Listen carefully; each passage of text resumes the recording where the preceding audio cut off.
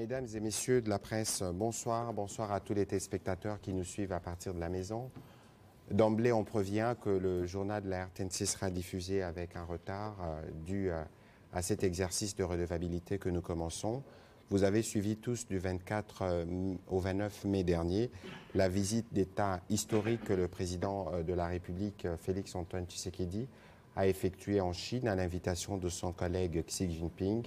Beaucoup de choses ont été faites en marge de cette visite, notamment la signature de plusieurs mémorandums entre les ministres concernés, les sectoriels des deux pays, mais aussi, vous avez beaucoup entendu parler de ce que nous on a appelé partenariat global et stratégique, parce qu'avec cette puissance mondiale, nous tenons à relancer notre coopération. Il y a eu des choses, des spéculations qui ont été faites avant le départ, tendant à réduire la portée de cette visite historique à la renégociation, à la discussion autour du contrat. Ce n'était pas le cas.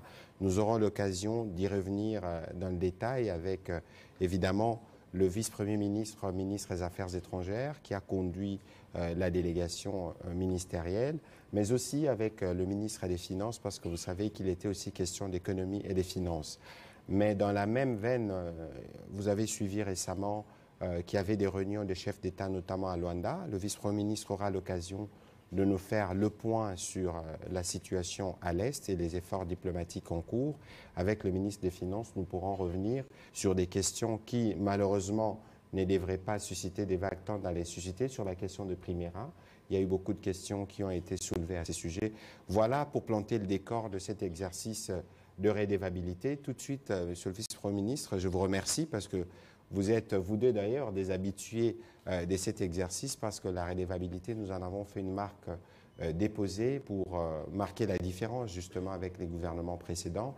Et aujourd'hui, nous revenons, Monsieur le vice-premier ministre, pour que vous puissiez nous dire en liminaire ce qui s'est passé en Chine. Vous pourrez, sur des aspects évidemment spécifiques, être complété à ce propos par le ministre des Finances. Monsieur le vice-premier ministre, vous avez la parole.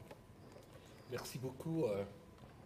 Je m'associe à ces salutations du soir que vous avez adressées aux femmes et aux hommes de médias, que nous adressons au nom du gouvernement de la République et du chef de l'État à l'ensemble de notre peuple. Et vous avez bien souligné déjà dans la présentation que nous ne sommes pas partis en Chine pour des négociations portant sur des contrats. Le ministre des Finances vous donnera, le cas échéant, plus de précisions sur cet aspect. Mais oubliez les négociations en ce qui concerne notre voyage qui a précédé la visite d'État du président en Chine. Il faut peut-être jeter un regard sur l'histoire de notre pays depuis les années 70 jusqu'à aujourd'hui pour mieux comprendre l'essence de la visite d'État du président Félix-Antoine Tshisekedi Tshilombo en Chine. En effet, à 72, je vous apprends qu'en 72, j'étais en première année en droit. Le président Mobutu est allé en Chine. Il a effectué une visite d'État, la première depuis l'indépendance, et par la suite, nous avons établi des relations diplomatiques avec la République populaire de Chine. Très rapidement, c'était l'embellie, il y avait une coopération qui marque la mémoire des Congolais aujourd'hui, particulièrement à travers le palais du peuple, parce que l'Ancélé, où il y a eu de construction, notamment la fameuse pagode, tout a été détruit. Malheureusement, nous n'avons pas entretenu la mémoire de l'histoire sur ce point précis. Dans d'autres contrées de la République, par exemple chez moi, il y avait même des Chinois pour cultiver le riz. Et ça continuait jusqu'au moment où, si vous voulez, dans la foulée de la fin du régime du président Mobutu, cette coopération s'est étiolée et est entrée en période, je ne dis pas d'hibernation, enveilleuse. Il y a eu même la coopération aussi sur le plan militaire. Est arrivé le président Joseph Kabila, qui a repris le chemin de l'Empire du Milieu, le chemin de la Chine et on a connu ce qu'on a appelé le contrat du siècle, c'est-à-dire minerai contre infrastructure. Bon, nous sommes à Kinshasa, les travaux sur le boulevard Lumumba, les travaux sur le boulevard du 30 juin, le stade de Martyrs, je crois qu'il s'est terminé sous le président Kabila. Bon, actuellement, il y a la construction qui avance, qui va se terminer, je crois, un centre commercial à côté, en face du Palais du Peuple. Centre culturel. Centre culturel, merci beaucoup. Il y a tout le complexe administratif en face du Palais du Peuple, à côté de la police. Ça, c'est aussi la Chine. Mais à un moment donné, vous avez remarqué que ça s'est arrêté. Et du côté économique, il y a eu ces communes. Il y a eu Tenke Fugurume et d'autres éléments de coopération, de partenariat. Là aussi, par la suite, parce que ça a évolué en dents de scie, d'une manière tout à fait discontinue, et c'est revenu en bas, ça a baissé. C'était comment dirais-je, la baisse des activités de partenariat avec la Chine. Arrive le président Tshisekedi, qui hérite de cette situation et qui hérite aussi d'un certain nombre de contrats, particulièrement, parce que c'est connu de tout le monde, le dossier, le contrat de partenariat SICOMINE, partenariat TFM, qui y ont soulevé un certain nombre de problèmes. On a vu sur le terrain aussi nos compatriotes qui travaillent dans ces initiatives-là, des problèmes. On a eu aussi d'autres problèmes avec nos partenaires chinois qui sont à travers la République. Ce n'est pas ça l'objet de la rencontre. Ça ne sert à rien de remuer le couteau dans la plaie. Et là aussi, le président a donné instruction pour qu'on négocie avec les sociétés concernées pour rééquilibrer les rapports, pour véritablement faire le partenariat dans un rapport de gagnant-gagnant. Mais ce que les gens ne savent peut-être pas, dans l'entretemps, le président a eu des entretiens avec le président chinois Xi Jinping.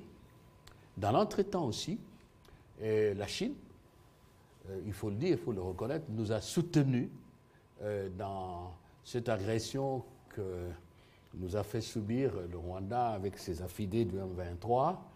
Aux Nations Unies, la Chine a été parmi les pays et est toujours, qui ont toujours soutenu la cause de la RDC, et c'est le ministre des Affaires étrangères qui vous parle. Je sais de quoi je parle et je crois que de ce point de vue-là, on n'a pas vraiment beaucoup de choses à dire, sinon à constater que la Chine a toujours été avec nous.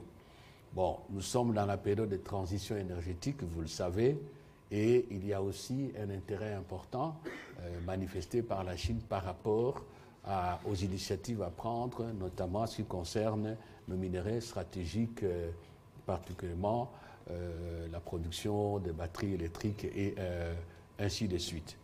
Et même dans ce domaine-là des changements climatiques, notre collègue de l'environnement, Mme Eve Bazaïb, est passée par ici. Il vous a dit certainement qu'il y a eu aussi des initiatives communes prises avec la Chine, avec le Brésil, avec l'Indonésie. Donc, il y a un espace d'intersection, un espace de jonction, un espace de partenariat qu'il convient de consolider. Voilà la toile de fond qui explique qu'en dépit de la guerre, et je dirais même parce qu'il y a guerre, il faut renforcer les piliers économiques. Il faut renforcer les piliers, si vous voulez, de la valorisation de nos ressources naturelles pour qu'elles deviennent des atouts, qui deviennent des éléments de construction d'un avenir matériel, de l'amélioration de conditions de vie de nos populations. Et de ce point de vue-là, un pays ne s'arrête pas. On se rappelle tout de même que l'Allemagne a eu sa grande période de croissance à l'époque, pendant la guerre. Le Volkswagen, paraît-il, d'après ce qu'on nous a appris, a été inventé, monté pendant cette période-là. Et la puissance militaire, c'est pendant cette période-là. Ce n'est pas ça notre objet, c'est pour vous dire que ce n'est pas parce qu'on est en guerre qu'on ne pense pas au développement économique et social de notre pays. Et c'est comme ça que, de commun accord par la voie diplomatique, il a été convenu que le président effectue cette visite d'État précédée par une délégation ministérielle dont j'ai eu la charge d'assurer la direction, de conduire aux discussions. Nous étions là-bas, pratiquement 5 ou 6 ministres, si je ne m'abuse. Ça ne sert à rien de donner des détails, il faut aller à l'essentiel. Et nous avons discuté. Mais il faut que je vous rappelle les principes de base de notre partenariat avec la Chine ou avec d'autres pays du monde. Et le président Félix-Antoine Tshisekedi tient mordicus à ces principes-là. Le premier principe, il faut qu'on le sache, le Congo est un pays ouvert et non offert. Il y va de son histoire, de sa géographie. Rappelez-vous la gâchette du revolver Afrique de Frantz Fanon et l'ouverture qui est liée aussi à sa place stratégique en tant que pays qui regorge de ressources naturelles importantes pour l'avenir de l'humanité. C'est notre collègue, Mme Bazaïba, qui a l'habitude de parler pays-solution, par exemple, en matière d'environnement. Donc, nous travaillons, nous coopérons avec nos partenaires. Et il y a une phrase du président Tshisekedi à la conférence diplomatique, il a dit « Nous avons des partenaires traditionnels, mais nous nous employons à avoir d'autres partenaires qui vont travailler avec nous comme les partenaires traditionnels. » Référez-vous à son discours d'ouverture de la conférence diplomatique.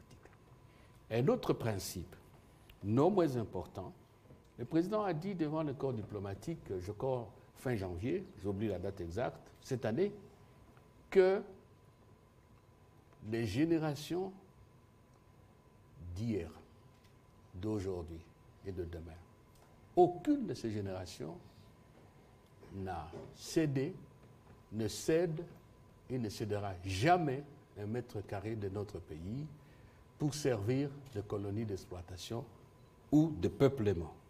Ça, c'est le président qui l'a dit, la référence du discours, elle est là, vous pouvez consulter.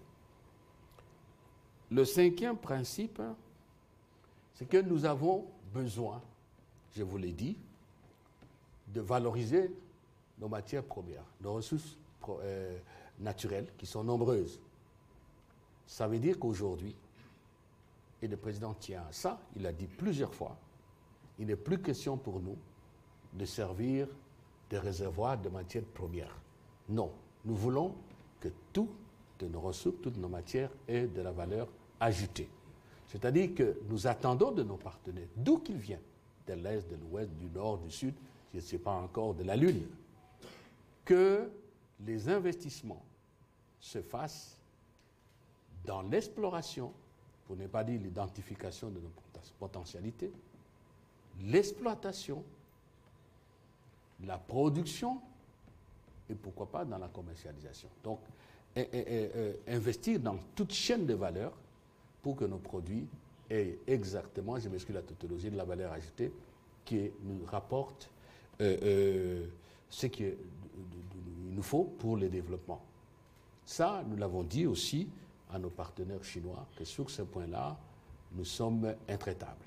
Évidemment, le dernier principe, c'est gagnant-gagnant. Gagnant-gagnant signifie ceci, qu'ils arrivent avec leur technologie, leur argent. OK, nous avons la main-d'œuvre, nous avons les potentialités que l'on connaît, on travaille ensemble, ils ont leur compte, nous avons notre compte pour notre population, le peuple d'abord. Voilà. Et avec les Chinois, c'est un peu encore plus amical, j'allais dire, plus rapproché, parce qu'ils ont aussi leur slogan à eux, un peu comme qui dirait tout pour le peuple. Bon, ça c'est du point de vue de rapprochement philosophique, de philosophie de la vie. Et donc c'est à partir de ces principes-là que nous avons discuté avec nos amis chinois. Par la suite, on va vous donner un peu la substance de nos conclusions, mais le ministre de la Communication vous a dit, on a signé un certain nombre de mémorandats d'entente mutuelle, quelques accords. Dans mon secteur, il y a eu un accord de coopération générale. Il y a eu aussi un accord d'institution des mécanismes de collaboration, de suivi par les deux ministères des Affaires étrangères, chinois et congolais. D'autres documents, instruments juridiques ont été signés dans le domaine du numérique, de l'environnement, dans le domaine des médias aussi, si je ne me trompe pas. Et donc, voilà, en matière de finances, d'économie en manière générale, je crois que le collègue ministre des Finances, Nicolas Kazadi, va vous en parler de plus belle.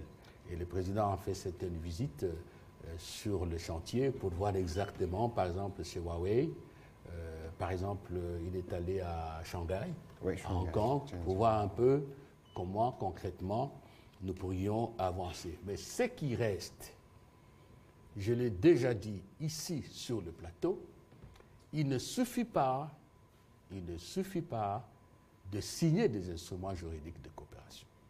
Encore faudra-t-il deux choses. La première, qu'au niveau du gouvernement, il y ait des projets précis à soumettre à nos partenaires. Et aussitôt qu'on est rentré ici, je crois le lundi ou le mardi, aux affaires étrangères, nous avons dispatché la déclaration conjointe qui est ici et les instruments à notre possession au ministère sectoriels qui sont concernés pour des initiatives que nous appelons rapidement à soumettre au président de la République et au Conseil des ministres. Deuxième condition, que les Congolais et les Congolaises prennent aussi des initiatives. Nous sommes dans une économie libérale. Et évidemment, on n'entre pas dans les discussions du libéralisme sauvage ou que sais-je encore, mais c'est un secteur privé dynamique, nous en avons besoin. L'État trace le cadre, crée ce qu'on appelle généralement le bon climat des affaires, s'occupe des infrastructures, encore que même dans les infrastructures aujourd'hui, le secteur privé intervient dans des partenariats avec l'État. Il y a plusieurs formules de concession de services publics, que sais-je encore. Il faut, du côté de Congolais et de Congolaises, il y ait des hommes audacieux, des hommes qui ont de l'imagination, qui créent des richesses, qui créent des emplois. C'est très important. Je tenais à souligner, au nom du chef de l'État et du gouvernement, ces deux impératifs, et je pense que les Congolais qui le suivent en ont grandement conscience. Voilà ce que vous voulez donner. Voilà. Merci, Monsieur le Vice-Premier ministre, pour vos mots introductifs. Je rappelle que le président de la République avait eu l'occasion de rencontrer la communauté congolaise dans une ambassade pleinement rénovée. Félicitations, Monsieur le Vice-Premier ministre. Notre ambassade en Chine nous reflète. Et au cours, justement, de ces discussions, des compatriotes ont soulevé plusieurs préoccupations, notamment liées au transfert des fonds et d'autres difficultés qu'ils rencontrent en Chine. Le président de la République a eu l'occasion de soulever ces questions avec son homologue et cela sera travaillé, Monsieur le Vice-Premier ministre, dans le cadre de la commission que vous dirigez dans la partie congolaise où toutes ces questions pourront être allées étudiées dans le détail. Monsieur le ministre des Finances, beaucoup de Congolais s'attendaient à avoir des contrats au terme de cette visite. Qu'est-ce que vous pouvez nous dire de ce qu'il en était au plan économique, mais aussi et surtout, pourquoi tout le monde pensait que c'était TFM et SICOMIN les sujets principaux de la visite d'État? Vous avez la parole. Oui, vous l'avez bien dit, chers collègues, l'objectif de la mission en Chine n'était pas de signer des contrats. C'était de relancer la coopération entre les deux pays, la coopération bilatérale, sachant que ça faisait longtemps qu'il n'y avait pas eu de rencontre au sommet. Le vice-premier ministre parle de 1972, où il était en première année d'université. Moi, j'étais en première année primaire. Ben moi, je n'étais pas né. Et lui n'était pas né. 10 ans avant ma naissance. On a la chance de représenter 3 générations différentes ici. En effet. Et donc, ça veut dire qu'il fallait redonner un nouveau souffle à cette coopération qui est extrêmement importante. La Chine, aujourd'hui, est un des principaux acteurs sur le plan économique à l'échelle mondiale et premier investisseurs en République démocratique du Congo. Ça, c'est la réalité. Nous avons donc un partenaire majeur. Et nous avons également En toile de fond de cette visite, il y avait bien entendu quelques différends liés à quelques investissements, mais ces différends n'étaient pas l'objet des discussions. Ces différends ont été traités avant d'aller en Chine, et le principal d'entre eux, avec TFM, avait déjà été résolu. Il reste celui avec Sicomine, qui est en cours de résolution. Une commission a été mise en place pour cela. Les discussions se poursuivent. Mais il était important de poser le cadre dans cet esprit de renouveau dans la relation bilatérale. Et ce cadre a été posé avec tous les principes que vient de rappeler le vice-premier ministre. Gagnant-gagnant, respect de la souveraineté, un pays ouvert mais pas offert, et auquel on peut ajouter un principe important qui est revenu tout le temps dans la discussion qu'on a eue à différents niveaux, c'est celui d'un partenariat multiple, triangulaire, avec les deux parties, Chine et RDC, et auquel nous souhaitons associer d'autres parties, parce que nous sommes complémentaires. Et ce souhait a été exprimé aussi bien par la Chine que par la République démocratique du Congo, de voir comment nous pouvons avoir des partenariats triangulaires, là nous pouvons les avoir, dans l'intérêt mutuel. Partenariat triangulaire, entendait RDC, Chine États-Unis et États-Unis, Europe ou Afrique, selon le cas. Donc toutes les deux parties ont exprimé de manière répétée ce souhait d'avoir des partenariats triangulaires. Et donc nous pensons que c'est une nouvelle voie qui est ouverte et nous pensons que cela va donner lieu à de nouvelles initiatives en termes d'investissement. Le partenariat, pour qu'on ne revienne pas, on va même au-delà. Si vous lisez la déclaration que nous avons conclue avec les Chinois, un partenariat non exclusif. Absolument. Bien noté, non exclusif. Ça veut dire, première dimension, chaque partenaire est libre de conclure d'autres partenariats avec d'autres partenaires. Deuxième dimension, le partenariat, et c'est de cela dont parle tout justement monsieur le ministre des Finances, un autre partenaire peut s'ajouter au partenariat bilatéral et ça devient trilatéral ou triangulaire. Voilà. Alors, ce qui est important de souligner également, c'est que ça a été l'occasion de rappeler certains principes essentiels dans la relation économique. Nous sommes convergents dans les objectifs de lutte contre la corruption, ça a été rappelé et réaffirmé, dans le souci de respecter certaines normes, des normes fiscales, des normes sociales, des normes environnementales. Et donc, nous avons appelé à ce que les entreprises chinoises qui exercent dans notre pays soient beaucoup plus engagées dans le respect de ces normes. Et nous avons pris l'engagement de faire un effort pour apporter plus de visibilité, plus de lisibilité et de prévisibilité dans l'environnement des affaires et notamment par rapport aux questions fiscales. Donc c'était vraiment l'occasion d'un renouveau, d'une rectification, d'une clarification, avec une volonté affichée et affirmée d'aller plus loin et de faire mieux là où on peut faire mieux. Un point important également dans le cadre de cette coopération économique, c'est que nous avons terminé la visite présidentielle par l'étape de Hong Kong. Comme vous le savez, Hong Kong a un statut spécial dans la Chine et Hong Kong est aujourd'hui un hub financier très important au niveau mondial. Alors, nous avons eu des discussions avec les autorités de Hong Kong, avec la bourse de Hong Kong, et nous nous sommes rendus compte que Hong Kong était aussi important pour nous, pour plusieurs raisons. D'abord, nous sommes le 8e partenaire économique de Hong Kong, notamment à travers la bourse. Et cette bourse de Hong Kong vient de racheter la bourse, le LME, la London Metal Exchange, qui est la principale bourse des métaux que nous exportons. Et donc nous sommes liés à Hong Kong autant que nous sommes liés à la Chine. Et donc c'était important d'établir cette connexion. Et nous avons ouvert de nouvelles voies de collaboration. Dans quelques semaines, je vais envoyer à Hong Kong une équipe financière qui va travailler avec la bourse de Hong Kong pour voir comment on peut établir des ponts, comment on peut profiter de leur expérience pour approfondir notre système financier. Nous allons également organiser dans les prochaines semaines ou mois, nous allons organiser ce qu'on appelle un roadshow, c'est-à-dire nous allons aller parler au secteur financier de Hong Kong, aux investisseurs qui sont établis à Hong Kong, sur toutes nos perspectives ici économiques qui vont dans le sens de la réalisation de nos grands engagements économiques, la diversification, l'approfondissement financier, le secteur des assurances et autres. Donc cette étape d'Hong Kong, qui était la dernière de la visite présidentielle, a été extrêmement importante sur le plan économique. Voilà en résumé quelques éléments importants. Peut-être qu'il faut aussi souligner un mot-clé qui est revenu souvent dans les discussions qu'on a eues, c'est celui de coopération pragmatique. C'est un mot qui a été repris plusieurs fois par la partie chinoise et qui traduit notre souhait. C'est que dans la manière de mettre en œuvre cette coopération, nous devons faire un effort pour être pragmatiques, pour bien répondre aux problèmes, pour bien toucher les objectifs que nous poursuivons.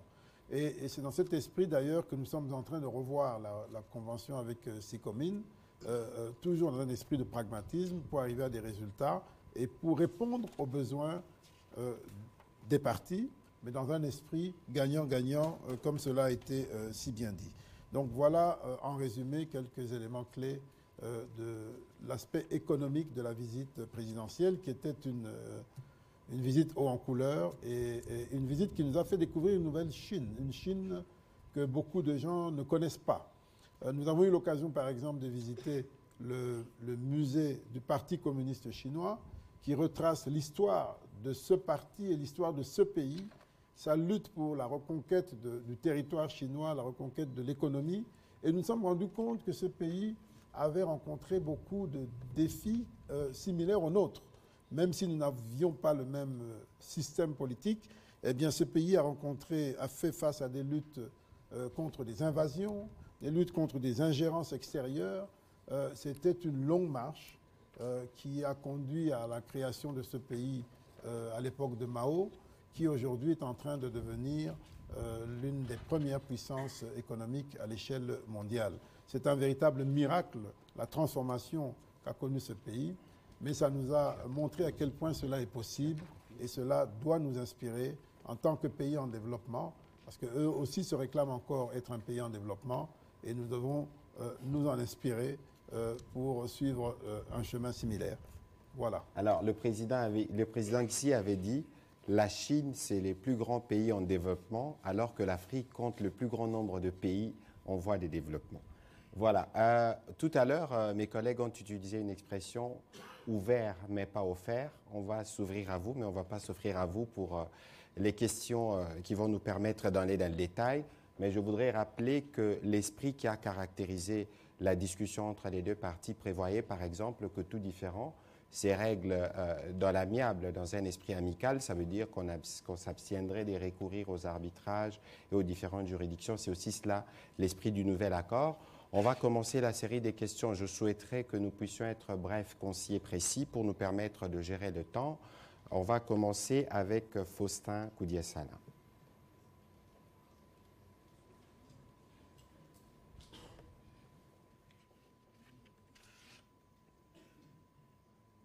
Ensuite, ce sera Pichou Moulumba et Ange Kassongo. Vous pouvez déjà progressivement avancer.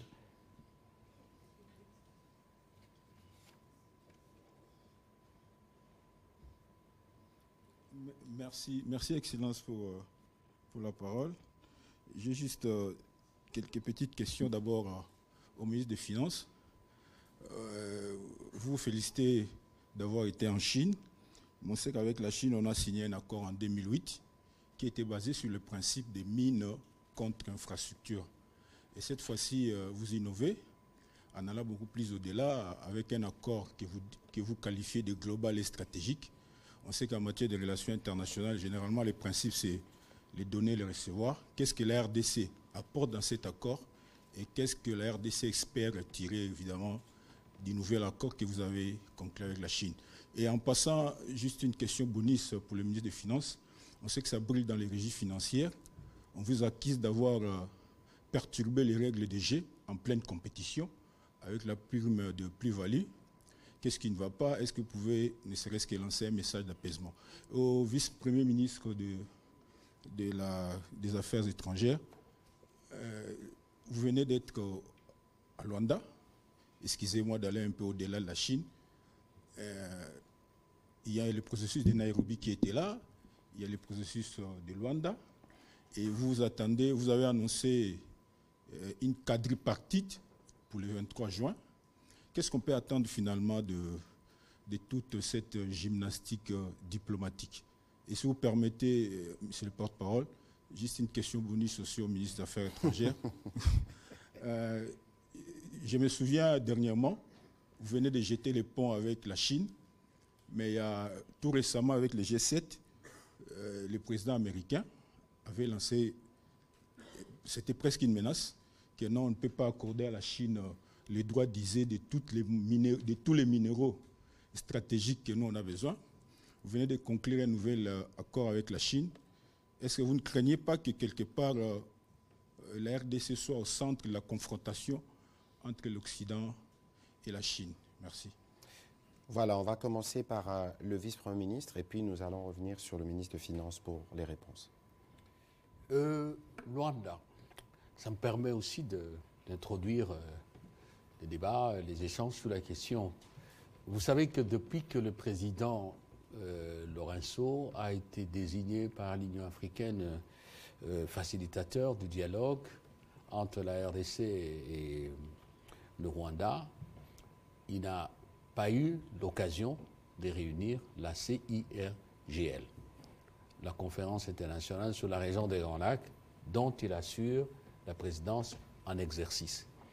Il est donc apparu nécessaire que le président Lourenço, qui fait la médiation, si vous voulez, escalité, parce qu'il a été désigné médiateur selon les principes de la subsidiarité, de la complémentarité, qui veut qu'en pareille circonstance, dans différents pareils, on commence par la communauté régionale.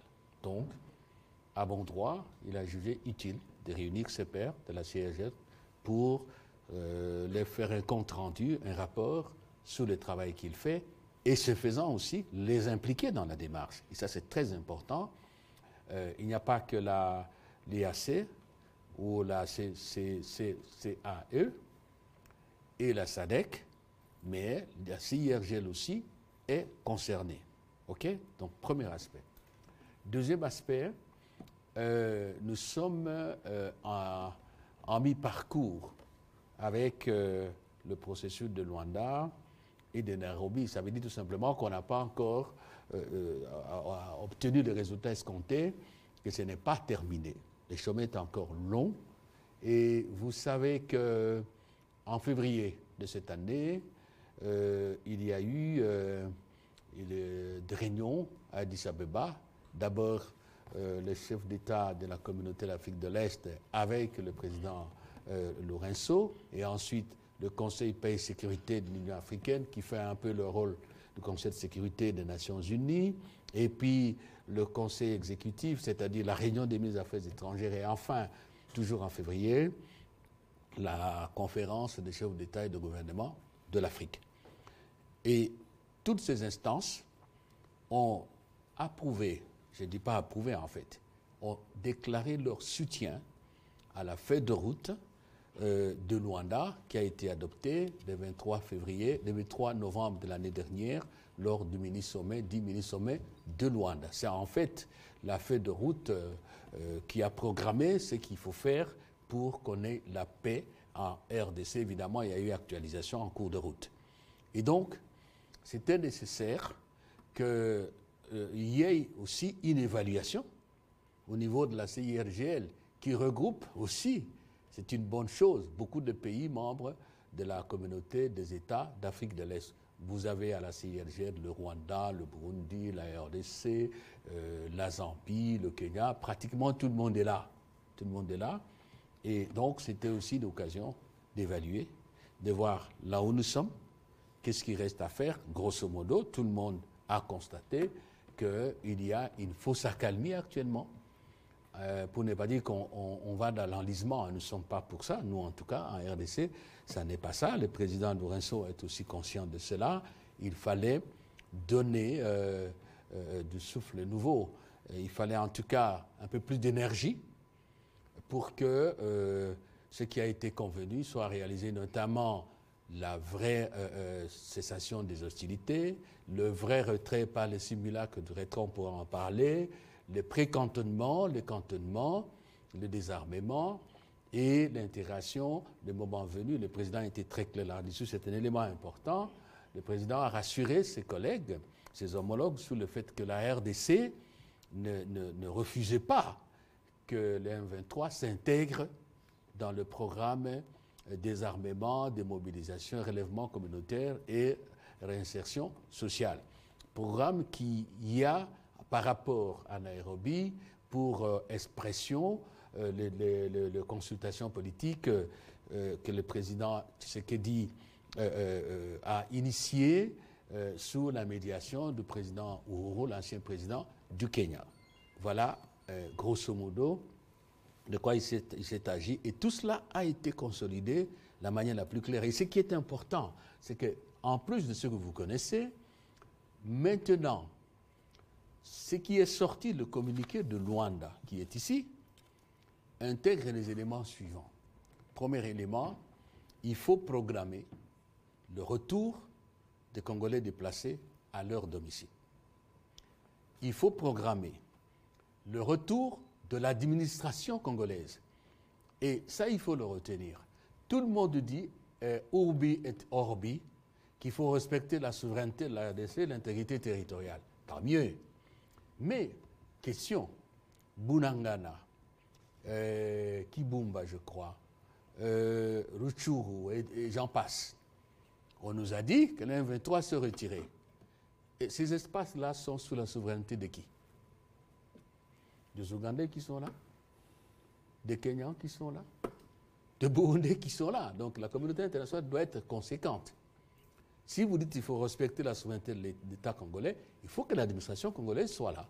Il faut que l'État congolais exerce son impérium dans ces espaces-là. Et la question est traitée dans le sens de dire oui, il faut le retrait, il faut prévoir aussi ça. Comme ça, on voit qu'effectivement, il y a le retour de la souveraineté et que vraiment il y a un vrai retrait. Ça a été traité également, bon, sans compter le fait que la CIRGL s'est impliquée et le moment venu, selon les questions, nous allons nous étendre sur cet aspect des choses. Alors, maintenant, ce qui est important par rapport à votre question, c'est que ces processus-là sont en marche. Il y a des embûches. Le chemin, le parcours n'est pas aisé. C'est normal. C'est un peu comme une course à obstacles. Mais le président de la République est déterminé, le gouvernement également est déterminé. Donc de ce côté-là, il ne faut pas, je m'excuse, vous faire beaucoup de soucis. D'ailleurs, à l'occasion de Luanda, la CIRGL a félicité l'Angola d'avoir décidé de déployer ses troupes, son contingent, au lieu du pré-cantonnement. Les lieux, c'est précisé maintenant, c'est, comment dirais-je, c'est Rumangabo. La CIRGL a aussi noté avec satisfaction la décision prise par la SADC il y a quelques semaines à Windhoek de déployer un contingent dans le cadre de la force régionale SADC pour soutenir la RDC. Et la CIRGL aussi a approuvé l'idée, la décision prise par l'Union africaine d'organiser le sommet de coordination à Luanda et nous avons fixé ce pour le 23. Et d'ailleurs, c'est votre dernière question, la quadripartite. Pour quelle raison? Ne faisons pas de théorie. Maintenant, là, vous avez les troupes de l'EAC, ok? Avec les Kenyans, avec le Burundais, avec les Ougandais. Ça existe, ça je n'invente pas. Vous avez les troupes de la MONUSCO, n'est-ce pas? Vous avez nos propres forces nationales. Et bientôt, vous aurez la SADC. Ça, c'est sur le plan militaire. Sur le plan politique et diplomatique, vous avez toutes ces communautés. Vous avez l'Union africaine, vous avez les Nations Unies. Attendez un peu là. Trop de cuisiniers gâtent la sauce. Surtout si on ne sait pas qui fait quoi et qui ne fait pas quoi. Nous sommes à l'approche des élections. Tout cela doit être clarifié. Alors, c'est pour cela que déjà l'année passée en septembre, lorsque nous étions à la session de l'Assemblée générale des Nations Unies. Il y a eu une réunion en marge de la session qui réunissait M. Jean-Pierre Lacroix, qui est ici d'ailleurs, avec le secrétaire exécutif de la SADC et les ministres des Affaires de la SADC, dont moi-même au nom du chef de l'État. Nous avons posé le problème de la coordination. À Addis Abeba, on en a parlé aussi. Et même à Windhoek, on en a parlé. Voilà, l'occasion nous sera offerte de finalement situer chacun là où il est. Les Nations Unies vont faire quoi? Le tout, j'insiste, et je voudrais que tout le monde comprenne ça au niveau de la communauté internationale et nationale, le tout évidemment dans le respect des règles de la souveraineté de la RDC, qui a le dernier mot. Qui a le dernier mot. Et selon ce que nous voulons faire, selon, si vous voulez, l'idée, la nécessité pour nous d'être la première force dans notre pays. Parce que c'est nous qui devons défendre notre pays. C'est très clair. Qu'on comprenne, on ne sous-traite pas. Parce que nous entendons à gauche, à droite, les gens qui parlent de la sous-traitance ou de l'externalisation de la défense du pays. Non, non, non, c'est pas comme ça. Voilà. Voilà. Alors, il y avait évidemment un petit commentaire sur sa question par rapport au G7, les Américains. Ah oui, oui, je vais vous répondre. Non, non, non, je comprends parce qu'il y a un frémissement de ce côté-là, on pose des questions, mais attendez là. Est-ce que vous savez que les plus grands partenaires des Américains sur le plan économique et commercial, c'est qui? C'est la Chine. Et vice-versa, vous comprenez? Alors, comment vous, le Congolais, vous pouvez vous dire que nous ne pouvons pas coopérer avec les autres parce qu'il y a la Chine, il y a les États-Unis? Non, je vous ai répété les paroles du président en février l'année dernière lorsqu'il a honoré les ministres des Affaires étrangères en venant, si vous voulez, lancer les travaux de la deuxième conférence diplomatique. Nous avons de partenaires traditionnels, nous tenons à eux. Mais en même temps, nous voulons élargir le cercle de nos partenaires pour profiter des progrès de technologie, le progrès généralement scientifique et les masses, le flux financier qui sillonne l'humanité tout entière. Comme je vous ai dit, les Américains font avec les Chinois et ainsi de suite. Donc là, il n'y a pas de confusion. Alors, on va prendre les réponses du ministre des Finances. Bien, je crois que pour la première question sur mine contre infrastructure versus partenariat global et stratégique, ce n'est pas tout à fait comparable. Mine contre infrastructure, c'est un partenariat spécifique sur un domaine précis. Mais le partenariat global et stratégique, il est, comme son nom l'indique, global. C'est la philosophie générale de notre partenariat. Et l'un n'empêche pas l'autre. Mais dans le premier partenariat mine contre infrastructure, il était clair que ce partenariat n'était pas équilibré. Il n'a pas été bien négocié et certainement, il n'a pas été bien mis en œuvre, bien suivi. Et les responsabilités sont partagées. Mais le Congo est responsable de ce qu'il signe. Donc, quoi qu'il arrive, le Congo doit veiller à signer des choses équilibrées. Et malheureusement, ça n'a pas été le cas. Et le suivi n'a pas été à la hauteur. C'est ce que nous voulons corriger maintenant. Et nous voulons le faire en toute amitié avec la Chine.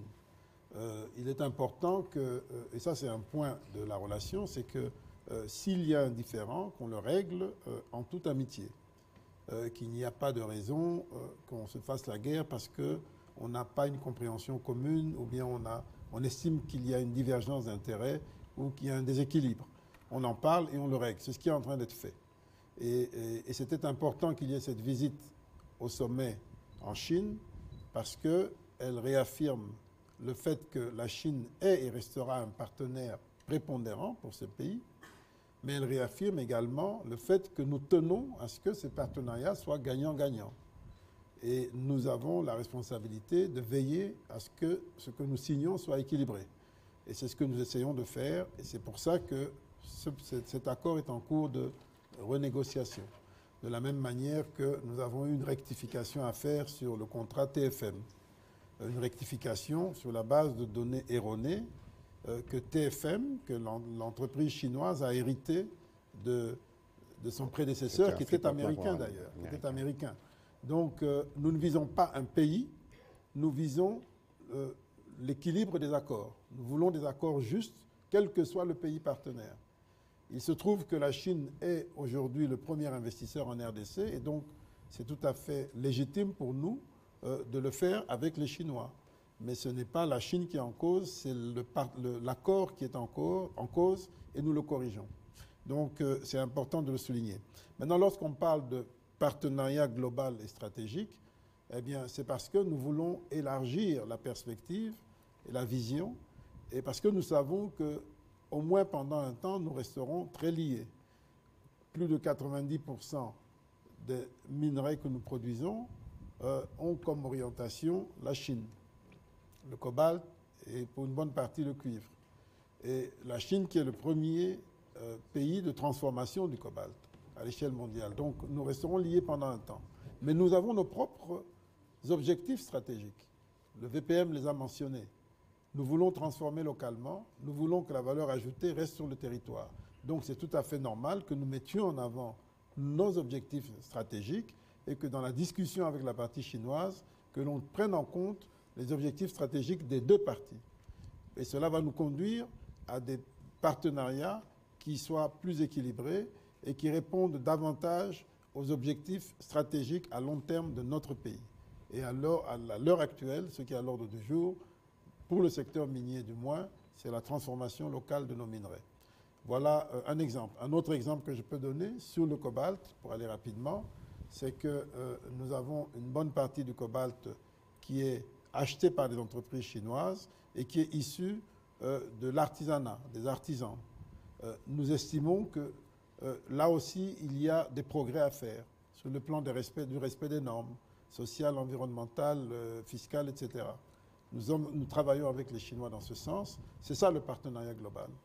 Nous parlons à la partie chinoise. Nous avons eu de longues discussions avec les ministères concernés en Chine et ils se sont engagés à parler à leur secteur, à leurs entreprises pour que nous soyons convergents sur le respect de ces normes, sur le respect de certains principes, que ce soit des principes d'éthique ou des principes simplement de gouvernance d'entreprise.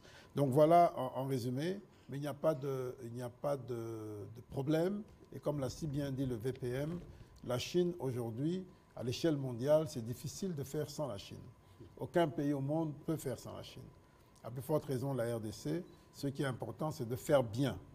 De faire bien pour le bénéfice global des pays partenaires et de l'humanité, raison pour laquelle la question de l'environnement était également au centre des discussions. Et il y a eu aussi un accord portant sur l'environnement.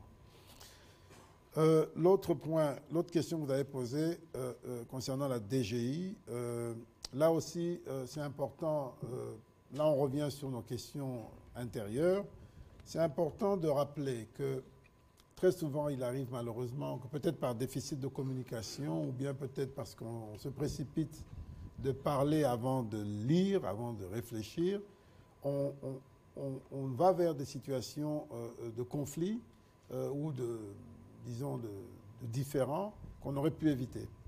Ici, j'ai entendu dire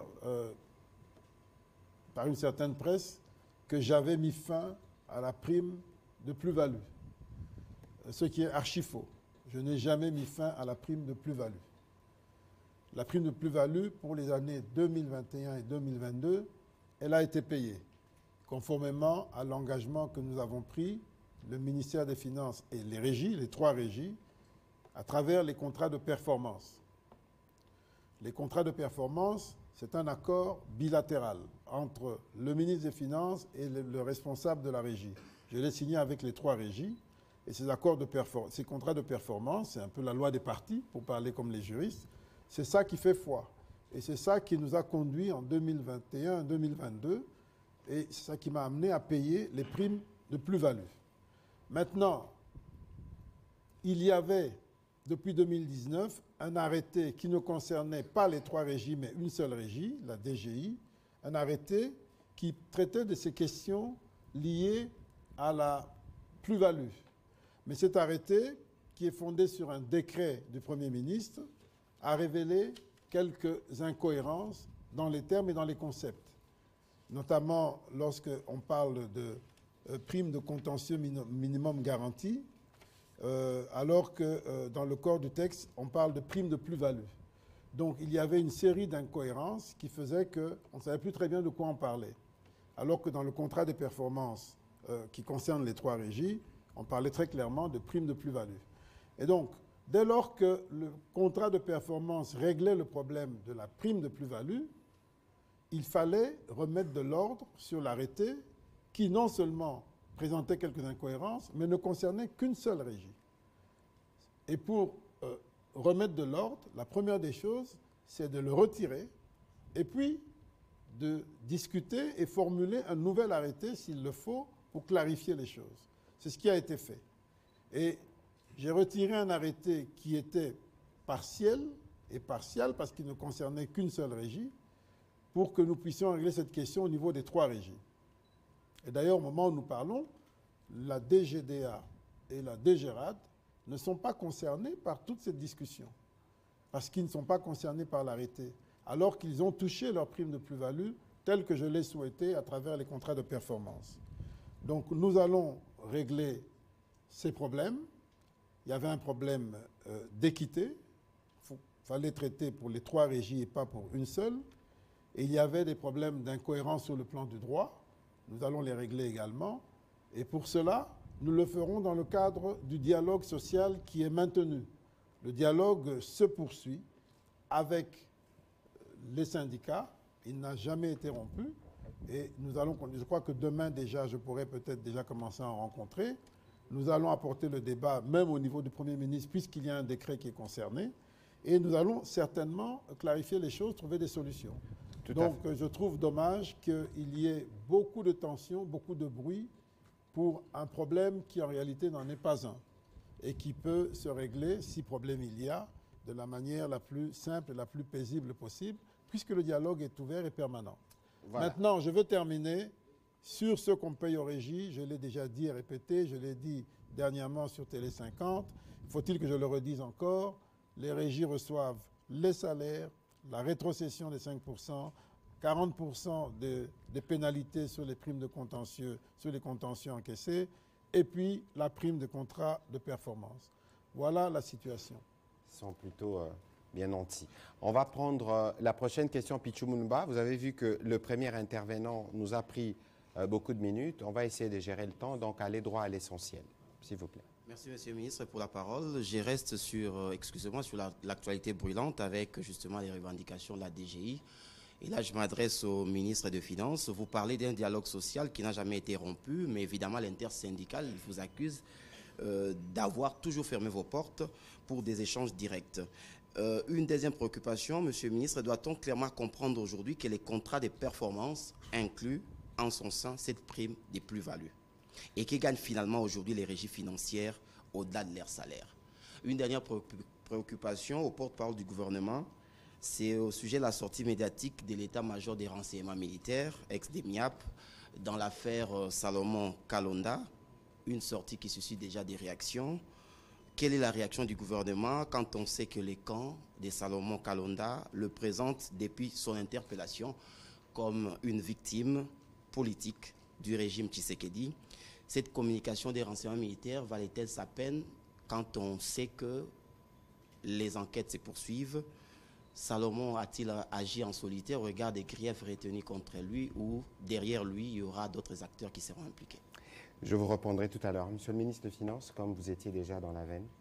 Donc d'abord, dialogue rompu, non. Le dialogue n'est pas rompu. J'ai eu une réunion avec les syndicats il y a un mois, si je ne me trompe pas. On a promis de se revoir encore, mais la date n'a pas été fixée. Et le dialogue est permanent, soit avec moi directement, soit à travers mon cabinet. Il est permanent. Et là, au moment où nous parlons, le dialogue est en train de se faire.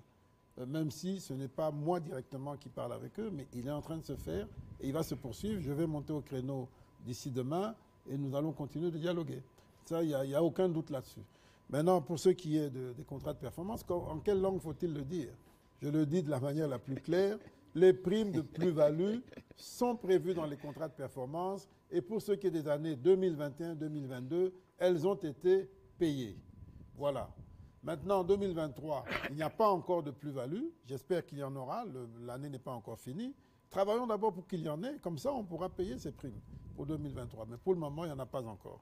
Voilà. Pour revenir à votre question, je l'ai dit il y a quelques jours d'ailleurs sur le plateau de France 24 que les services de renseignement communiqueront à propos. Je pense qu'ils ont fait la communication. Il y a une procédure qui suivra. Je ne suis pas magistrat, j'en ai un à ma droite.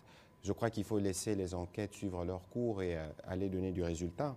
Par contre, si je peux me permettre un commentaire sans aller dans le fond de ce qui a été dit, vous avez vu qu'au cours de ma prestation sur France 24, j'avais clairement relevé le fait que l'un des candidats de 4 d'ensemble n'avait pas clairement cité le Rwanda depuis les débuts de cette crise.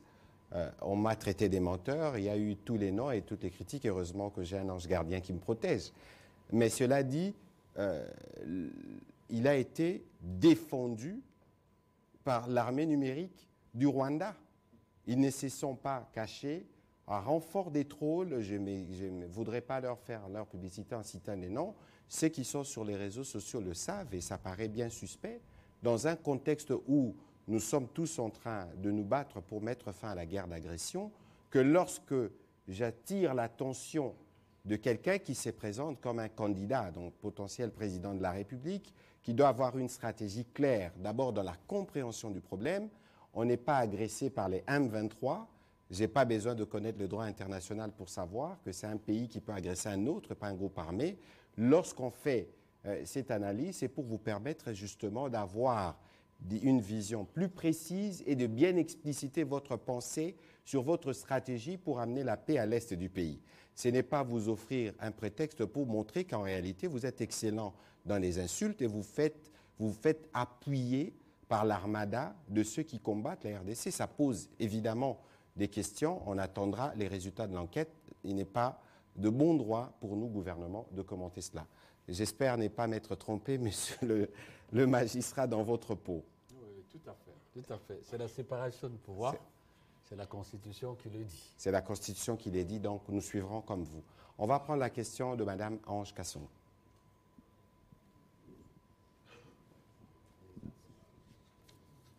Bonjour, chères excellences.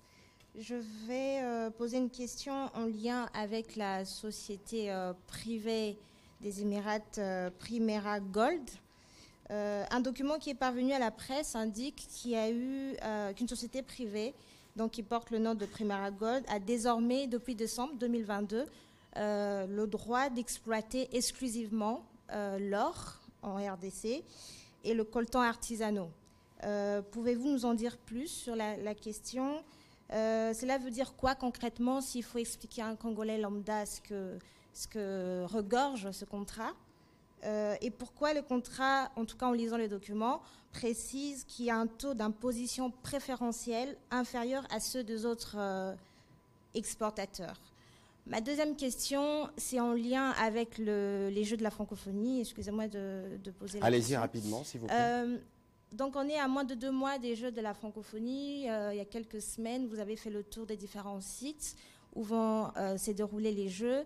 Où est-ce qu'on en est? Est-ce que les entreprises qui sont chargées de produire des travaux ont une deadline? Est-ce qu'il y a une date butoir pour savoir quand est-ce que les sites seront disponibles, utilisables également? Merci. Voilà, on va commencer par le ministre des Finances. Ensuite, on terminera par le président. C'est lui qui s'occupe de l'organisation des Jeux, à main droite. Monsieur le ministre. Bien, merci Patrick. Madame, vous êtes de Reuters, c'est ça? Ok, l'agence Reuters, qui est une grande agence que nous respectons beaucoup. Mais je dois être très clair. J'ai vu les articles que Reuters a produits en rapport avec Primera, avec beaucoup de tapage, parce que Reuters est un grand nom. Donc lorsque Reuters sort un article, il y a une présomption de sérieux et d'influence qui est très forte. Et donc cet article a donné l'impression de questionner le fait qu'un pays souverain, la RDC, est signé avec une entreprise privée. Déjà ça. Et deuxièmement, on a voulu questionner le fait on accorde des avantages fiscaux à cette entreprise privée et donc on est dans un cas possible de corruption. Ça a été dit d'ailleurs dans l'article, que ça laissait entendre que c'est fait pour partager l'argent par un groupe. Oui, mais écoutez, justement, c'est ça le drame. Mais nous gérons un pays. Nous gérons un pays en guerre, 30 ans d'exploitation illégale de ressources, de nos ressources, notamment l'or, par le Rwanda, s'il faut le citer, et ça vous le savez, et cette mesure a été prise volontairement. Nous avons, dans le cadre de notre partenariat avec les Émirats arabes unis, qui était le principal pays de destination de l'or qui était fraudé chez nous et qui transitait par le Rwanda et vendu aux Émirats arabes unis. Mais ce pays partenaire est venu vers nous pour qu'on trouve une solution et trouver une façon de tordre le cou à cette contrebande, à cette fraude. Et c'est comme ça que c'est sur la recommandation de ce pays, dans le cadre bilatéral, qu'on est allé vers cette JV avec cette entreprise qui s'appelle Primera, qui est une entreprise de droit des Émirats arabes unis.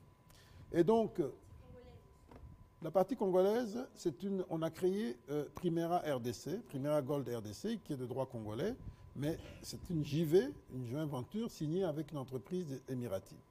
Et donc ça a été fait exprès pour contrer la contrebande, l'or du sang qui passait au Rwanda. Et pour ce qui est de l'avantage fiscal, je vais vous dire quelque chose. Suivez-moi très bien. En 2021, fin 2021, lorsque nous étions à l'Assemblée en train de préparer le budget 2022, j'avais moi-même, dans la stratégie fiscale pour 2022, en vue de réduire la fraude sur l'or, j'avais obtenu de l'Assemblée, et notamment de la commission ECOFIN, que l'on réduise l'imposition à l'exportation de l'or artisanal, justement dans le but de nous rendre plus compétitifs que le Rwanda, qui faisait un dumping fiscal. Nous avons obtenu ces réductions des droits, mais comme par miracle, à la fin du processus budgétaire, comme par miracle, je dis bien, nous avons vu réapparaître l'ancien taux, c'est-à-dire l'avantage qu'on avait pu obtenir pour nous rendre compétitifs a disparu du texte du budget qui a été validé à la fin et promulgué. Et cela nous a mis la puce à l'oreille. On a compris qu'on était dans un environnement compliqué. Et donc, on a raté le coche en 2022, et puis on a eu ce rapprochement avec les Émiratis, et dans la discussion, il était clair que pour qu'on puisse contrer la contrebande, il fallait qu'on soit plus compétitif que le Rwanda, et qu'on soit en mesure d'acheter. Et nous perdions la compétitivité sur deux critères. D'abord la fiscalité, le droit à l'export, et ensuite les frais financiers. La manipulation de devises, chez nous, elle coûte cher, 1% par retrait, etc. Le Rwanda, malin, a pu être plus compétitif que nous sur ces deux critères. Vous savez que toutes les devises qui viennent au Congo finissent au Rwanda, notamment le cash en dollars. Parce qu'on ne paye pratiquement rien, la gestion des devises au Rwanda est beaucoup moins chère qu'en RDC, y compris les transactions bancaires. Deuxièmement, sur la fiscalité, elle était plus avantageuse. Voilà pourquoi nous perdions tout notre or qui allait au Rwanda. Et cet or, vous savez comment il était récolté. Il passait la frontière sans que l'on n'y voyait que du feu, et il fallait arrêter cela. Donc, nous avons trouvé cet accord. Il fallait avoir un opérateur qu'on pouvait contrôler. On a fait la JV. Cet opérateur devait avoir la capacité financière de racheter l'or, et il l'a. Et c'est comme ça qu'on a mis en place cette JV, et nous en sommes très fiers. S'il fallait le refaire 10 fois, 100 fois, nous le referons, parce que nous l'avons fait pour l'intérêt supérieur de la RDC. Alors, quand je vois des gens qui viennent vouloir nous faire croire que nous sommes dans la petite corruption alors que nous sommes en train de faire quelque chose de salvateur pour sauver le pays sur une question essentielle, je n'ai pas d'autre mot à dire que ces gens sont complices de nos ennemis, de ceux qui nous affrontent, de ceux qui nous agressent. Il n'y a pas une autre explication. Et c'est dommage qu'une agence aussi prestigieuse que Reuters soit le relais de ce type de propos. Parce que je sais que Reuters n'a rien à voir avec ça. Mais il n'empêche que c'est sorti dans Reuters. Ça a été écrit dans Reuters. Et je vous dis qu'il n'y a pas d'autre conclusion à tirer que la personne qui a écrit cet article est de mèche avec nos ennemis. C'est tout. Voilà, on va prendre la réponse du VPM sur la question de la francophonie. Et je crois que ce qu'a dit le ministre de l'Information est extrêmement clair. Et en plus, il s'est réservé. Mais s'il devait aller jusqu'au bout pour dire ce qui est en train de se passer, moi j'avais parlé il y a quelques jours de candidat de Kigali, candidat président de la République de Kigali. Tout ça est en train de se dévoiler. Comme quoi le temps révèle tout. Et donc nous sommes dans une grande bataille. Alors s'il vous plaît, ne venez pas induire en erreur les Congolais. Dans ce contrat avec Primera, il n'y a pas la moindre compromission. Et je le sais parce que j'ai piloté ces négociations. C'est une JV. On est, je crois, à 45, 55, quelque chose comme ça. Et donc, le sacrifice que l'on fait en fiscalité, on le fait pour être sûr qu'on siphonne l'or qui allait au Rwanda en fraude. Et on touche quand même une fiscalité et on récupère en dividendes puisque nous sommes actionnaires. Il n'y a pas meilleur deal. Et ça, ce n'est qu'une première étape. Après, il y a la transformation. Aussi bien sur l'or que sur le coltan et le reste, il y a une partie minière, il y a une partie industrielle. Et donc, c'est le plus beau, de mon point de vue, c'est l'un des plus beaux contrats qu'on a pu signer ces 2 dernières années. Une stratégie aussi pour contrôler la traçabilité de minerais, Exact. comme quoi diplomatie rime avec mine, avec finance, etc. Exact. Mais on va... Ce que vous dites, monsieur le ministre, est tellement vrai que je profite de cette question, de la réponse de mon collègue pour dire que lorsque nous avons présenté le programme du gouvernement à l'Assemblée en matière de coopération et lorsqu'on a organisé la conférence diplomatique, n'oubliez pas, nous avions entre autres objectif d'attirer les partenaires extérieurs, les pays qui veulent acheter Congo en termes de matières premières, de ressources naturelles, de venir directement traiter avec le pays au lieu de passer par des fraudeurs, de passer par des gens qui pillent notre pays et ceux qui achètent, en droit on les appelle des resellers parce que des produits tirés du Congo de manière frauduleuse, vous comprenez. Et c'est dans ce sens-là, parce que j'ai eu je m'occupe en même temps de la coopération bilatérale et multilatérale. Lorsque nous avons commencé les contacts avec les Émirats arabes unis, nous avons fait prévaloir cet élément. Comme en Chine, lorsque nous sommes partis avec le président, nous avons dit aux Chinois, pourquoi passez-vous par, comment dirais-je, des sentiers qui côtoient la criminalité économique? Nous sommes ouverts, venez, on travaille avec vous, traitez directement avec nous. C'est ce qu'ils ont fait à travers ce contrat-là. Au lieu que ça passe ailleurs, venez chez nous, transformer, donner de la valeur ajoutée, on discute. Gagnant-gagnant. Si vous avez besoin d'avantages fiscaux, comme dit le ministre Nicolas Kazadi, on en discute. Donc, on est en train vraiment de lutter en même temps contre le pillage de nos ressources. Voilà. Alors, la francophonie. D'un mot, oui, les Jeux auront bel et bien lieu, je crois, du 28 juillet, si je ne m'abuse. Comment? Au 6 août. 8. 6 août. 6 août, oui. De 28 28 au 6 août.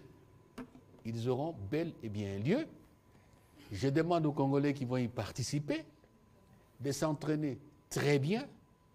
Je demande aux Congolais qui vont participer du côté culturel d'être en mesure de vendre notre culture et de démontrer que nous avons des jeunes que vous êtes, qui sont capables de beaucoup de choses, qui peuvent contribuer, si vous voulez, au rayonnement de la langue française et à la multiculturalité de la francophonie à travers l'espace francophone et à travers le monde. Donc, de ce côté-là, il faut être rassuré. Solange, ça va, il n'y a pas longtemps que tu es là. Bon. Les infrastructures seront prêtes? Les infrastructures, ça dépend de quel type d'infrastructure et de quel type de travaux. Il y a des travaux qui vont continuer absolument, puisque les travaux de surveillance et d'entretien. Certains travaux de réhabilitation peuvent continuer jusqu'au mois de juillet. Mais sachez bien qu'au plus tard, à la fin de ce mois, tout sera terminé. D'ailleurs, cette semaine, je vais recevoir les délégués des pays membres de la francophonie qui vont envoyer des athlètes participer aux Jeux pour que nous puissions faire les dernières mises au point. Je crois que le 8, c'est pratiquement après-demain. Hein? jeudi le 8, c'est jeudi le 8. Donc, soyez soulagés, ça sera bien. Et je demande à tous les jeunes francophones de venir nombreux, à tous les jeunes Congolais de venir accueillir les jeunes de l'espace francophone et d'échanger avec eux parce que nous construisons tous la civilisation de l'universel. Voilà, on va prendre la dernière question pour terminer parce qu'on a débordé sur le temps d'antenne de la RDC, de la RTNC, excusez-moi, Alain Waikani. De toute façon, Madame Ange, le président de la République lui-même s'est déjà plusieurs fois déplacé pour faire le tour de différents sites des Jeux. Je pense que nous allons faire d'autres visites avec le VPM pour nous assurer. La bonne chose, c'est que j'ai constaté que dans la salle, les journalistes sont prêts parce qu'ils ont parlé du 28 au 6 août. Ça veut dire qu'ils s'impliquent déjà dans l'organisation. Ce sera le grand rendez-vous pour lequel nous allons tous nous activer. Alain Waikani, allez-y. Bon, on prendra rapidement une dernière question en lingala pour terminer. Voilà, merci. Merci beaucoup. Monsieur le VPM, je profite. J'ai une question que j'avais posée au porte-parole, ça fait longtemps. Il avait promis de vous ramener. Nous sommes dans la EAC, nous siégeons, on a presque ratifié tout ce qu'on devait ratifier, mais les Congolais de l'Est surtout se posent la question, qu'est-ce qui se passe avec les visas? Parce que nous savons, cette procédure-là se passe entre les autres États. Les free movements, ça visa, mais à Goma, Bunia, Magui, on continue à payer les visas. Est-ce qu'il y a un problème à ce niveau-là? Monsieur le ministre Nicolas, on a tous suivi avec l'IGF, il y avait beaucoup de choses qu'on avait reprochées, par exemple, dans cette histoire que vous avez mentionnée, Sicomine et tout. Vous dites qu'il y avait des différends qu'on a déjà arrangés. Qu'est-ce qui a été arrangé pour que les Congolais qui ont suivi ce qu'on a eu avec l'IGF, tout ce qu'on a dénoncé, comprennent aussi, voici ce qu'on avait dénoncé et voici ce qu'on a arrangé, par exemple. Voilà. Qui commence, VPM Bon, on y va. Les visas, non, je crois qu'il faut être un peu patient. Hein. Lorsque vous adhérez à une institution ou à une organisation, la phase qui suit, c'est la phase d'harmonisation des législations, la phase d'harmonisation des instruments juridiques et la phase au cours de laquelle on prend des mesures d'application. Okay? Malheureusement, un peu, il y a cette affaire de l'Est qui dérange un peu parce qu'il faut reconnaître quand même que la priorité, c'est la restauration de la sécurité à l'Est. Mais sinon, les services techniques sont à pied pour finaliser tous les actes additionnels. Voilà, Monsieur le ministre des Finances. Oui, écoutez, comme je l'ai dit tout à l'heure, TFM est le principal dossier qui a été réglé, quasi définitivement. Et on avait la question des réserves, qui était le plus gros dossier TFM, la question des réserves qui est un héritage de l'ancien, issu de l'ancien propriétaire de l'entreprise qui s'appelait Freeport. Cette question il y a eu de longues négociations, de très longues négociations au sein d'une commission mise en place à cet effet. Et là, ils ont pu atterrir sur un accord autour d'1 milliard, 1,2 milliard je crois, à payer sur 5 ans. Et qui va bientôt démarrer. Et donc, ça, c'est la question des réserves a été quasiment réglée. Il y avait une autre question liée au paiement des super-profits. Celle-là également, elle était en suspens et nous avons pu la régler juste avant d'aller en Chine. Et TFM a procédé au paiement qui restait concernant les super-profits. Alors, pour Sicomine, comme je l'ai dit tout à l'heure, on n'a pas eu de temps suffisant avant le voyage pour régler le problème. C'est un gros dossier et il est en cours, une commission est en place et donc on saura dans les prochaines semaines comment on atterrit. Mais ce qui est sûr, c'est qu'on va rectifier les choses parce que la volonté affichée par les deux parties est de sortir de ce différend et puis d'aller de l'avant, de travailler sur l'avenir. Alors, vous pouvez relire à ce propos le compte-rendu du Conseil de ministres du 20 mai dernier. Le président de la République dressait plus ou moins la voie à suivre et quelques orientations qui donnaient au comité stratégique qui devait travailler sur la base d'une feuille de route. Nous y reviendrons évidemment dès que nous aurons plus d'éléments. Fabrice, pour terminer, une question s'il vous plaît. Merci. Madoni mingi Thomas Patrick Muyaya, nali mutuna moko na Thomas koyangera kamambi ya mosolo. Solo boti bon kotia mokoloto na mokanda boti bon kosala kuna na ekolo Chine. Nzokande tomoni na mokanda osalemaki na mibu mileki batalisi mbano to pe litumba oyo Congo démocratique oyo kobongo kolonga na boyokani ya bikolo mibale banzela nzokande etongami te ya bino ezali nini esengeli kotalisa na bayi Congo démocratique litumba na bango ya masolo obote kosala na mboka ya Chine na ntoma koyangelaka mambi ya bapaya bikolo minei to pe mampinga minei oyo ezali koya kopesa maboko simbisi na mampinga ya ekolo Congo démocratique boko banga mbilinga te na mampinga wana solo boko zala penda na makoki ya kosenzela mampinga wana na toma Patrick Muyaya lelo engoma mokonzi Kisasa ezalaki bongo par terre na mambi matali grève solo bakumbi tukutuku to pe chauffeur baboyaki bongo kosala misala bayimboka bakozela bongo eyano ya mbula matala Congo démocratique ozaki na mutuna moko komi mutuna misato po pesi mutu na mutu moko toko banda na eyano ya VPM na makambo oyo etali basoda oyo ewuti na bamboka mosusu oyo baza epai na biso nazalaki kolimbola na kifrançais ete ya liboso tokozala na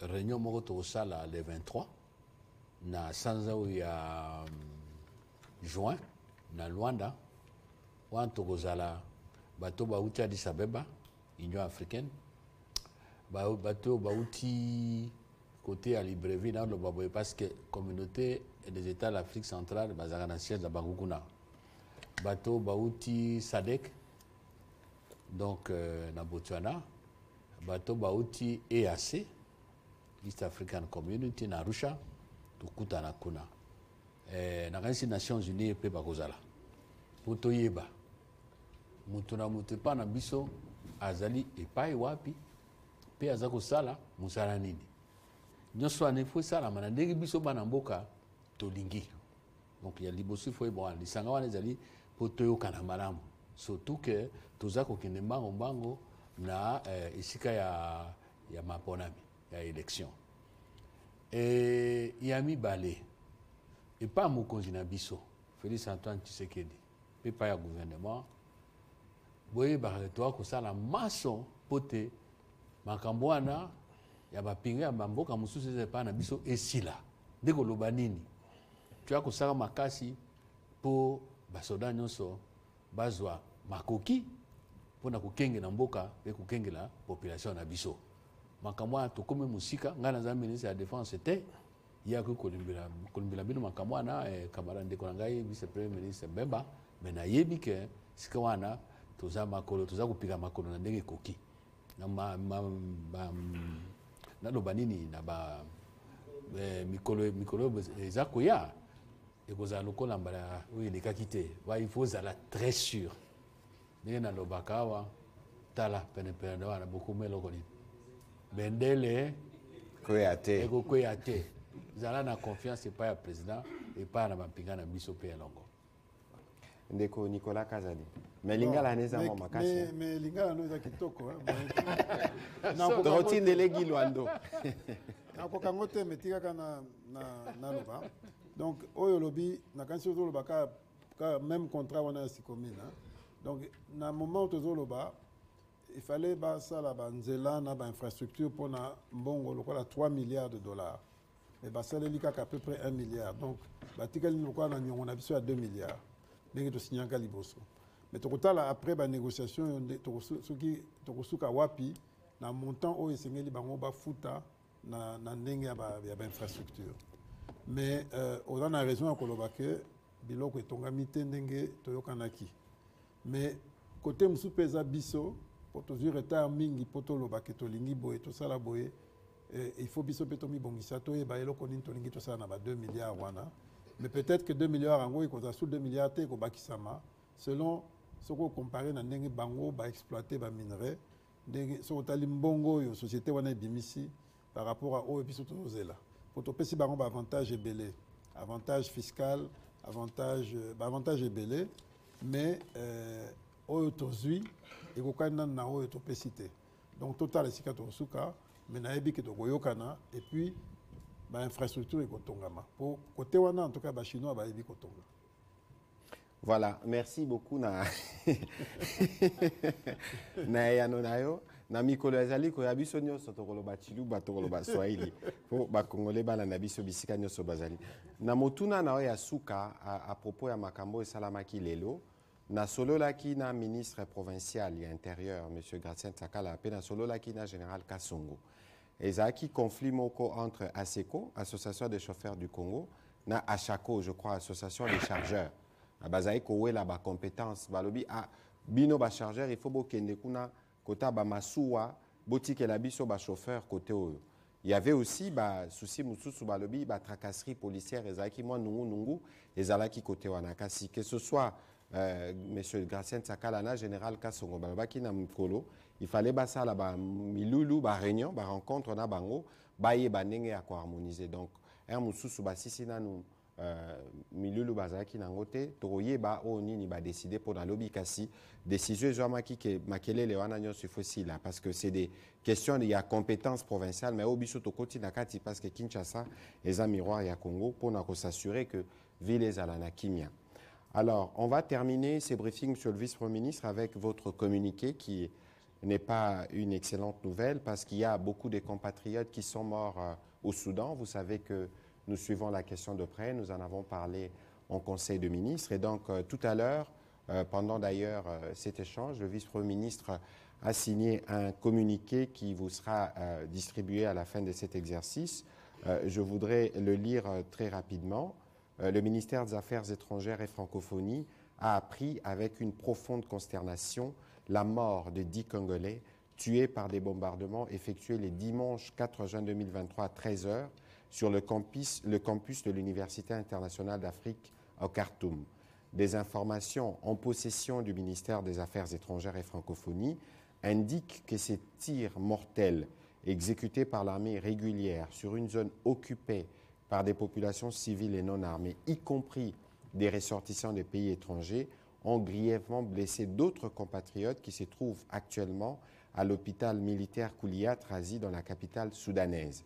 Voici les noms des Congolais tués par ces bombardements. 1.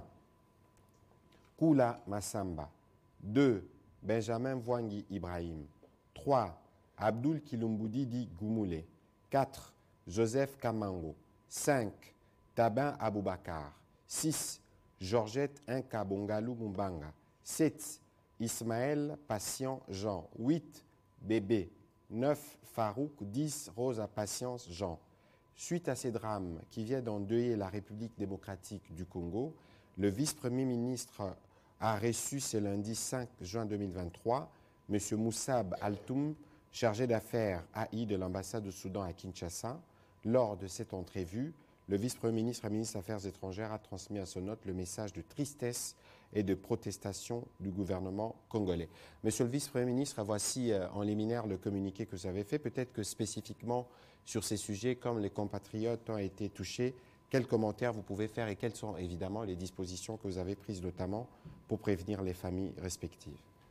Bon, disons un petit complément là-bas, c'est que nous avons demandé aux chargés d'affaires que des explications nous soient données et que toutes les dispositions soient prises par le gouvernement soudanais, parce que vous avez suivi, ce sont des troupes régulières qui ont bombardé le campus universitaire pour que les corps soient restitués et que le gouvernement puisse les rapatrier pour que nos compatriotes soient enterrés, inhumés dans la dignité conformément à nos traditions aux côtés de leurs membres des familles. Et le gouvernement s'emploie à cela. Par ailleurs, il faut préciser également, parce qu'on peut se demander mais pourquoi cela est arrivé, qu'est-ce que nous avions fait avant. D'aucuns se souviendront que j'avais lancé un message à la télé, à la radio. Nous avons fait un message sur les réseaux sociaux à tous les Congolais habitant le Soudan de se signaler à notre ambassade au Caire et à Addis Abeba de manière à nous permettre d'assurer le rapatriement. Ceux qui se sont signalés, on a pris les dispositions. Vous avez vu que, par exemple, que les journalistes sont arrivés ici qu'est-ce que je dis, les joueurs qui étaient avec Florent Ibenge. Et je crois que la semaine passée, on a réussi à les rapatrier avec les moyens débloqués par le gouvernement au niveau de l'ambassade. Parce que, sur instruction du Premier ministre, j'avais autorisé notre ambassadeur au Caire d'utiliser tous les moyens financiers à sa disposition pour rapatrier ces lots. Parce qu'il faut payer les minibus et les gros bus à la frontière, et ça fait une longue distance pour quitter la frontière et arriver au Caire, prendre l'avion. Et nous étions dans ce processus-là. Ceux qui se sont trouvés à l'université, en fait, ils étaient là. D'ailleurs, on verra dans les images, il y en a des gens qui nous lançaient un appel à nous, le gouvernement. Évidemment, c'était venu après, mais les dispositions étaient en train de se prendre pour multiplier le nombre de bus qui devaient prendre nos compatriotes de la frontière soudanaise jusqu'à la ville, je crois, d'Assoua, et de là, l'avion jusqu'à Kinshasa. Donc nous continuons cela.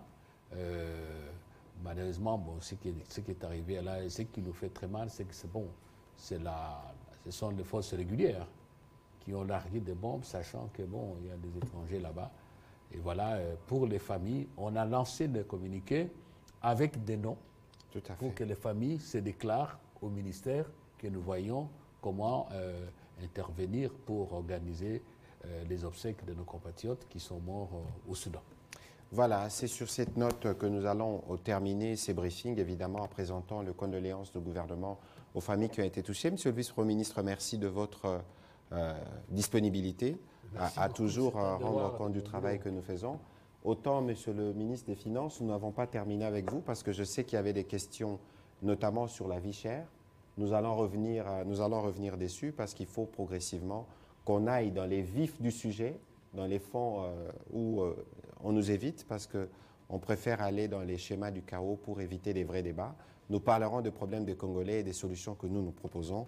Merci de votre disponibilité, vous aussi, et toutes nos excuses encore pour les téléspectateurs de la RTNC. Le journal passera juste après. Merci.